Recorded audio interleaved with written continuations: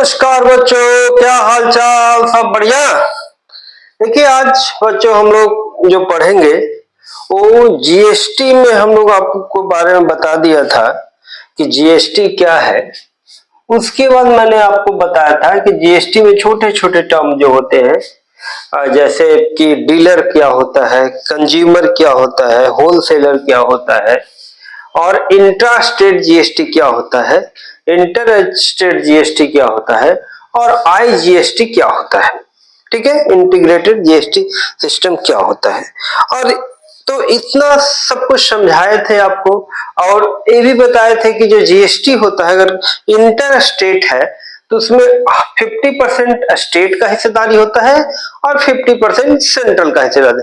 लेकिन जैसे ही ये आईजीएसटी हो जाता है तो 100% इसमें सेंट्रल का हिस्सेदारी हो जाता है, जिसमें आपका जो फॉरेन से जो मटेरियल आता है उसमें जीएसटी जो लगता है वो होता है।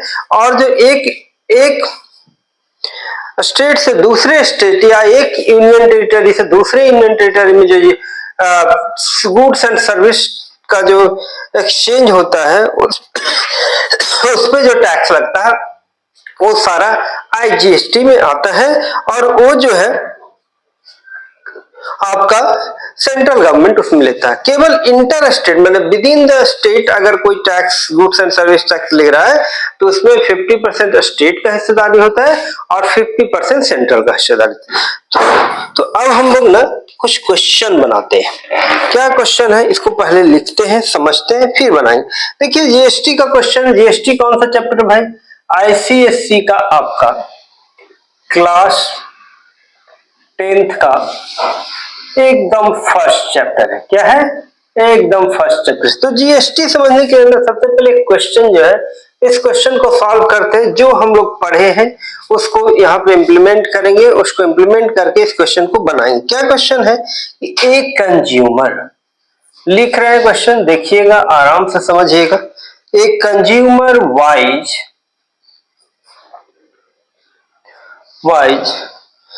ए refrigerator, a consumer buys a refrigerator whose mark price whose mark price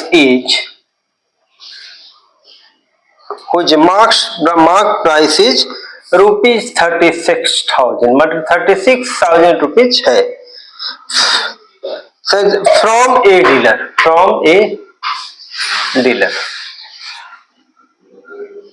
from a dealer at a discount of 15%, at a discount of 15% discount है ना।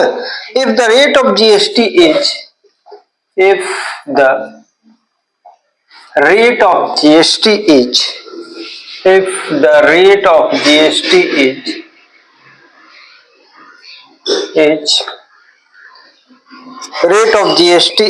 18%, okay fine.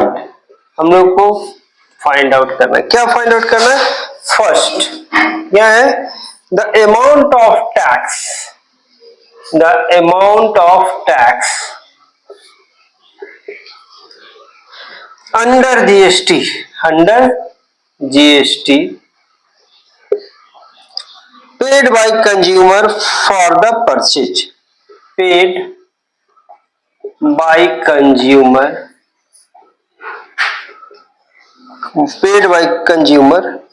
for the purchase। पहला क्वेश्चन है ना, पहला पार्ट है question का, है ना, फॉर द परचेज। दूसरा क्या है क्वेश्चन का part? The total amount for that consumer, the total amount, बहुत ही सिंपल क्वेश्चन है। The total amount that the consumer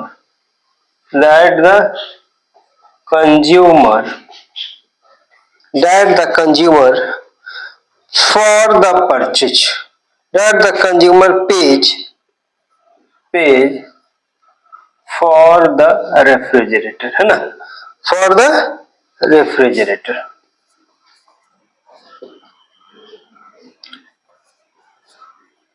ठीक है, यही क्वेश्चन है। इसको पहले क्वेश्चन को समझते हैं, फिर इसको सॉल्व करें। क्या क्वेश्चन है देखिए, ध्यान से समझिएगा। कोई बहुत डिफिकल्ट क्वेश्चन नहीं है, लेकिन हम इसको आराम से धीरे धीरे इस क्वेश्चन को सॉल्व करेंगे और इसको बनाएंगे। देखिए भाई बच्चों, ध्यान से देखिए क्वेश्चन को। करें एक कंज्यूमर बाइज ए रेफ्रिजरेटर, एक कंज्यूमर जो है एक रेफ्रिजरेटर बाई करता है जिसका हुज मार्क प्राइस इज 36,000। मतलब कह सकते हैं कि mark price of refrigerator, refrigerator जो है that is rupees 36,000। Mark price of refrigerator is 36,000। Consumer किससे बाई करता है? डीलर से खरीदता है at a discount of 15% if the GST rate is 18%। If the GST rate is 18%। ठीक है, अगर मार्क प्राइस जो है 36,000 है तो और जीएसटी रेट 18% है और डिस्काउंट जो है वो है कितना? 15%। तो डिस्काउंट गेट बाई डिस्काउंट, ऐसा लिख सकते हैं कि डिस्काउंट गॉट, जो डिस्काउंट मिला टू किसको मिला? कंज्यूमर को मिला। किसको मिला? कंज्यूमर को मिला। ठीक है, डिस्काउंट किसको मिला? Got to consumer. कितना हो जाए? 36,000 का 15% और डिस्काउंट दे दिया। कितना दे दिया? 15/100 रुपीज जो डिस्काउंट दे दिया। तो 360 इंटू 15 हुआ, दैट इज 360 इंटू 15% डिस्काउंट दिया तो 360 इंटू 15 जो होता है वो 5400 होता है। कितना होता है? इतना रुपए उसको डिस्काउंट दिया। तो अब बताइए कि परचेज प्राइस कितना हो जाएगा इसका? किसका परचेज प्राइस हो जाएगा? आपका कंज्यूमर उसको कितने में खरीदा। परचेज प्राइस मतलब अभी मतलब कि जो जिस प्राइस में कंज्यूमर उसको लेगा, तो इसमें कितना हो जाएगा इसको ध्यान से देखेंगे। मतलब कि सेलिंग प्राइस इसका कुछ इसका क्या हो जाएगा? सेलिंग प्राइस जो हो जाएगा, selling price of refrigerator, refrigerator का सेलिंग प्राइस कितना होगा? देखिए 36,000 मार्क प्राइस है और 5400 उसका क्या है? आपका डिस्काउंट दिया। तो सेलिंग प्राइस कितना हो जाएगा? 30,600 will be the selling price. 30,600 will be the selling price. अब देखिए सेलिंग प्राइस हम निकालेंगे, इतना में वो सेल किया है। कौन सेल किया है? डीलर सेल किया है कंज्यूमर को। मार्क प्राइस इतना था, इतना रुपया डिस्काउंट दिया तो इतना में सेल कर दिया। अब देखिए क्वेश्चन नंबर 1 क्या है? Amount of tax paid by consumer for the purchase. तो amount of tax paid by the consumer for the purchase, मतलब फर्स्ट क्वेश्चन में बनाते हैं कि amount of tax under GST, under GST paid by consumer किसके द्वारा किया जा रहा है? पेड कंज्यूमर के द्वारा पेड किया जाएगा। वो कितना होगा इसको देखते हैं। ठीक है, फॉर परचेज। तो परचेज कितना में किया? सपोज कर लीजिए किस पे जीएसटी देगा? ठीक है, किस पे जीएसटी देगा? जो सेलिंग प्राइस है वही उसी प्राइस को कर देगा। तो जीएसटी कितना हुआ? 30,600 इंटू 18/100। 18/100 मतलब हो गया 306 इंटू 18। 306 इंटू 18, 306 इंटू 18, ये जो होगा 5508। इसका वैल्यू कितना होगा? 5508 रुपीज जो है वो एक टैक्स के रूप में कंज्यूमर जो है वो देगा गवर्नमेंट को। किसको देगा? गवर्नमेंट को। ठीक है, वो किसको देगा? गवर्नमेंट को देगा। ठीक है, परचेज पे। अब टोटल अमाउंट ऑफ कंज्यूमर कितना हो जाएगा? मतलब वो इतना डिस्काउंट के बाद इतना पैसा पड़ा और इतना उसको टैक्स देना पड़ेगा, जीएसटी देना पड़ेगा। तो टोटल अमाउंट टोटल ऐसा लिख सकते हैं कि total amount that consumer pays for the refrigerator कितना पैसा पे करेगा।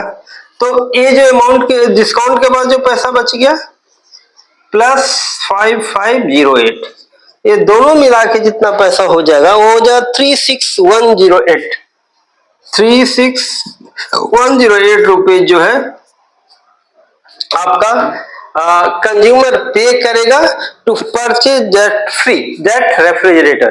तो यहाँ पे क्या था, क्वेश्चन बहुत ही सिंपल था कि एक कंज्यूमर है जो एक रेफ्रिजरेटर परचेज करना चाहता है, खरीदना चाहता है।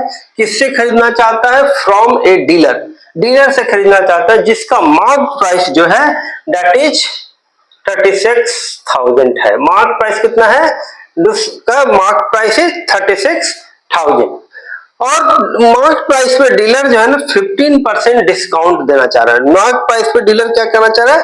15% डिस्काउंट देना चाह रहा है। तो और उसमें जो जीएसटी लग रहा है, जीएसटी इज 18%। ठीक है, तो पहला क्वेश्चन है कि ये अमाउंट ऑफ टैक्स जो कंज्यूमर खरीदेगा उसको वो कितना टैक्स पे करेगा। दूसरा, उसको खरीदने में कितना पूरा पैसा, कंप्लीट पैसा लगेगा। तो देखिए पहला क्वेश्चन का आंसर क्या है कि सबसे पहले तो प्राइस 36,000 था, उसको 15% डिस्काउंट मिला। तो डिस्काउंट मिलने के बाद जो 5400 घट गया तो 30,600 उसको उसमें वो परचेज करना चाह रहा है। ठीक है, वो उसका सेलिंग प्राइस होगा जिस सेलिंग प्राइस में वो कंज्यूमर जो है उसको परचेज करेगा। लेकिन खाली उसको सेलिंग प्राइस नहीं देना, प्लस जीएसटी भी देना। तो जीएसटी कितना है? 18% है। कितना है? 18%। क्वेश्चन में लिखा होगा जीएसटी 18%। तो 30,600 का 18% होता है 5508। तो आपको जो देना है जीएसटी, जो टैक्स देना है, जो पहला क्वेश्चन है उसका आंसर आ गया 5508। नाउ दूसरा क्वेश्चन क्या है कि total amount that consumer page for the refrigerator, मतलब फ्रिज के लिए टोटल कितना पैसा जो कंज्यूमर है वो देगा। तो कितना पैसा देगा? एक तो डिस्काउंट के बाद जो पैसा आया मतलब 30,600 और उसके ऊपर जो जीएसटी पे किया मतलब 36,108 36,108 जो है वो क्या करेगा? पे करेगा। क्या करेगा? पे करेगा total amount for the GST, sorry for the purchase of the refrigerator that is fridge. तो होपफुली ये जो आपका जीएसटी का जो क्वेश्चन था होपफुली आप लोगों को बहुत अच्छे से क्लियर हुआ होगा, कोई डाउट कोई दिक्कत नहीं हुआ होगा, बहुत ही ढंग से क्लियर हुआ होगा। एकदम इसको बेसिक से मैंने बताने का कोशिश किया, इसको अच्छे ढंग से समझाने का कोशिश किया। और अगर कोई दिक्कत होगा तो आप लोग कमेंट बॉक्स में जरूर डालिएगा।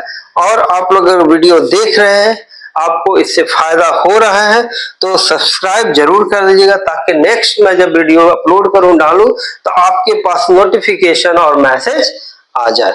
तो आज मैं इसी क्वेश्चन के साथ जीएसटी का एक क्लास ए लेक्चर अभी समाप्त करूं। 3 क्वेश्चन और जीएसटी का बहुत इंपॉर्टेंट क्वेश्चन मैं बताऊंगा और उस क्वेश्चन को बनाने के बाद आपको पूरा जीएसटी का जो चैप्टर है वो अच्छी तरह से क्लियर हो जाएगा। उसके बाद आपको कोई डाउट नहीं होगा, आप ऐसा मेरा विश्वास है। ठीक है, तो तब तक के लिए आप लोग पढ़ते रहिए, मुस्कुराते रहिए और एग्जाम का तैयारी अच्छे ढंग से करते रहिए। चलिए बच्चों, थैंक यू।